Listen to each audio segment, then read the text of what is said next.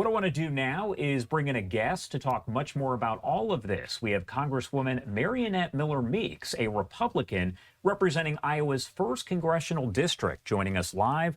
Congresswoman, thank you so much for taking the time to join us here on Live Now from Fox and discuss all of this. Happy to be with you. And Congresswoman, I wanted to start by asking you kind of your overall look at where things stand as we heard from Secretary of War Pete Hegseth, as well as the chairman of the Joint Chiefs of Staff, Dan Kane, just a couple hours ago. Where do you feel that everything kind of stands here as we are in day 11? Well, I think that they're, number one, ensuring that Iran does not have the ability to continue with building a nuclear weapon, which I think Midnight Hammer and Operation Epic Fury is ensuring that. We know that we have support from countries throughout the Middle East, including, of course, Israel. But they're taking out those things that can be used for military weaponry, whether it's drone factories, whether it's missile launchers. As we know, Iran has a huge cadre of missiles, but they're unable to launch them. So taking out Iran's ability to, have defensive attacks and weaponry, as we had seen early on in this conflict. And so the president has said he's not into nation building. He doesn't want to occupy a country. He doesn't believe in endless or forever wars. So I think the goal is to make this a short-lived conflict, but one in which ensures that there is a less aggressive Iran going forward, and an Iran that is not going to have access to a nuclear weapon, which threatens not only the Middle East, but the United States and other countries as well. And as we look at this as a whole, where do you think the line should be between deterrence and escalation with Iran? Again, we're watching this play out. We're getting the video in here. We're also getting those threats that are made by Iranian officials. We've seen that not just over the past several days or weeks, but really over the past several years. So where does all of that kind of stand for you? Well, first, let me just say that I think that the threat that we hear coming from, remaining leadership or those who supported Khamenei are to reassure their own supporters within Iran. And I think that there's little ability right now. Apologies. There's little ability right now for Iran to strike back. They're trying to do what they can, but with so much of their infrastructure destroyed, it's difficult. From the United States portion, as we know, we have tried deterrence. We have tried diplomacy. So I'm former military, was in the Army for 24 years, active duty and reserve. And I can tell you, I watched the parade from Carter on after the Iranian hostage. Those hostages kept for over 400 days. It finally took a new president, President Reagan, to bring an end to that conflict. But Iran has been at war with the United States for over 47 years. And so we've seen Khobar Towers. We've seen attacks on the embassy. We've seen attacks on the Marine Corps barracks in Lebanon. We saw attacks on the USS Cole, where they humiliated American service members. And from the military standpoint, military members wanted a country that was going to have their back and was going to, seek to ensure that we truly were more than words.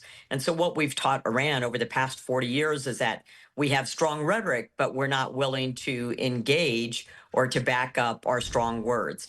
Even getting into the JCPOA through Obama, and then President Trump got us out, and then Biden put us back in. Iran was developing a nuclear weapon the entire time and enriching uranium, and they wouldn't even allow investigations. And so I think that, this escalation occurred because Iran refused to say that they would not continue to aspire to have a nuclear weapon.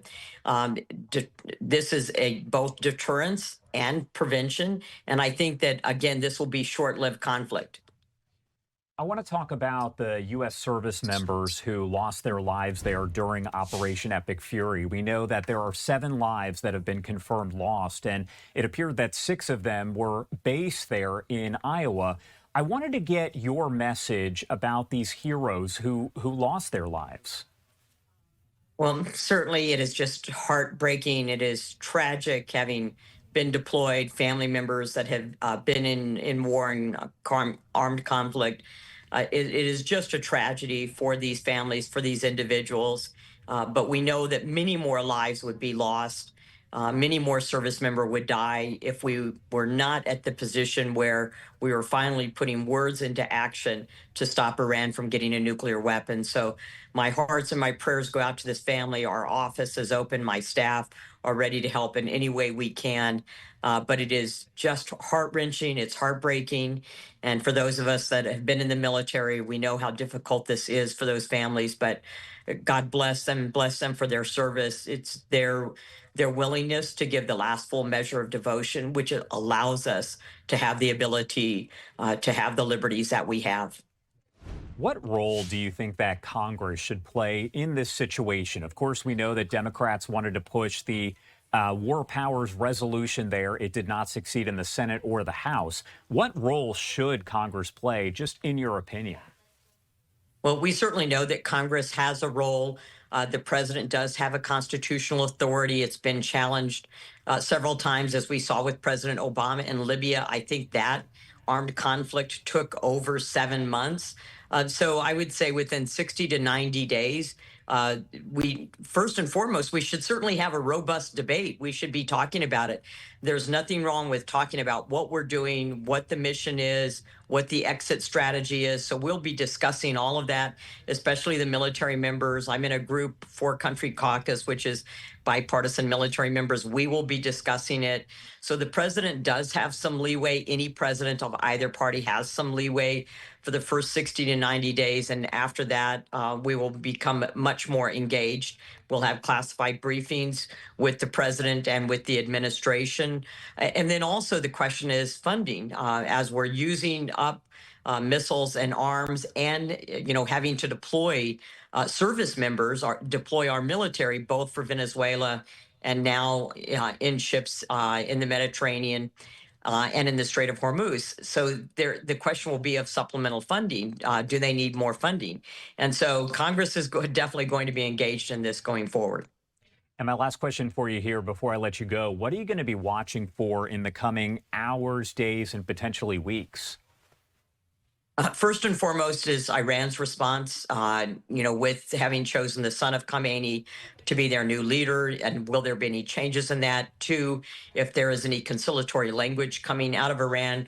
Three, how many more military targets and infrastructure that makes it difficult for Iran to respond to this? Do we still have support from the Middle Eastern countries?